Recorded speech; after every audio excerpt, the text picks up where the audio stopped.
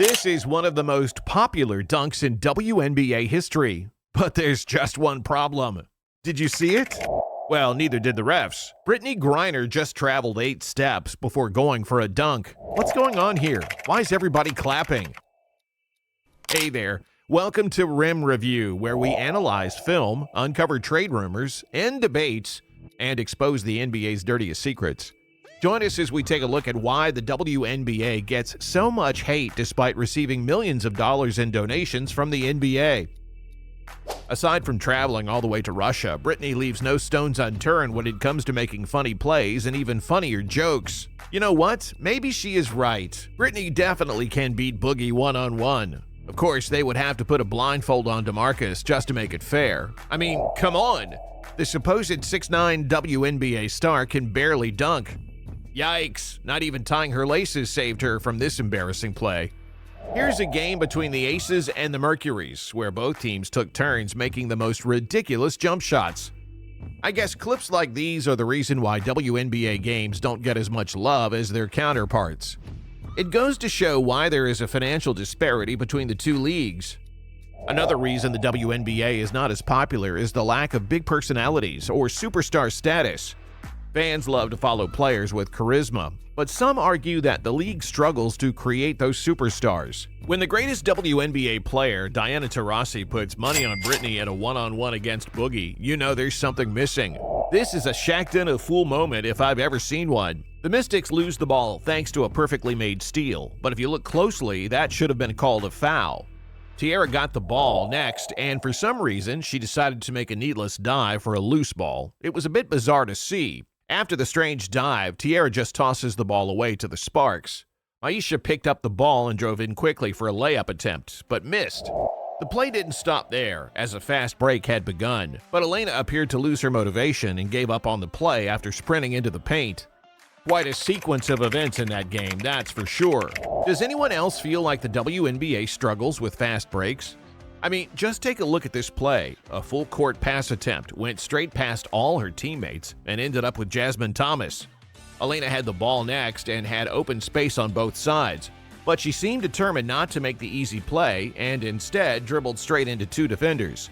And as expected, the ball gets stolen by Lexi, who got a bit too excited with the ball and tossed it away like it's a hot potato. A recurring issue that some people have with the WNBA is the pace of play. Critics argue that the game can be slower and less aggressive compared to the WNBA. Shaquille O'Neal once suggested lowering the WNBA rim so that women could show off explosive dunks and improve their layup percentage. After all, while you might see over 1,000 dunks in a regular NBA season, you'd be lucky to see more than a few in a whole season of the WNBA. Some wonder why not lower the rim if WNBA balls are already smaller than regular-sized basketballs. Even the three-point line is closer to the rim than in the NBA. It's mind-boggling that in the last 25 years, there have been only about 30 recorded dunks in the WNBA.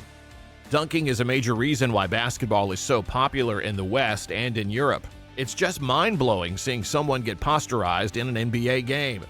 Dunks have turned players like Vince Carter and Ja Morant into instant fan favorites. As you already know, dunk contests are the heart and soul of any All-Star game and play a significant role in making events like East versus West the most popular basketball events outside of the playoffs. But what about the WNBA All-Star game? Let's have a look. Once again, Brittney is not called for a travel after she takes 3 steps to get into position for a fairly uncontested three-pointer. Yikes! She somehow shoots an air ball. Hopefully she can make up for it in the next play. Nope, not even the reverse layup is good. In the first quarter, we've got a real three-point contest going on as both teams get a ton of open looks. But it seems they can't stop missing. All we're seeing right now are a bunch of air balls. Wow, check this out. We have a clear winner for the most bizarre three-point shot. The ball just refuses to cooperate and stays out of reach for both teams, as if it's utterly disgusted with the whole situation. As we move into the second quarter, things don't seem to be any different. Brittney continues to airball even the easiest three-point shots. It's pretty surprising to see such misses. If I were to make a list of WNBA fails, this one would undoubtedly take the #1 spot. Oh, that's just plain embarrassing. Picture this, a 6'9" center missing not just one, but 3 consecutive layups against a defender who's not even 6 feet tall. Ouch.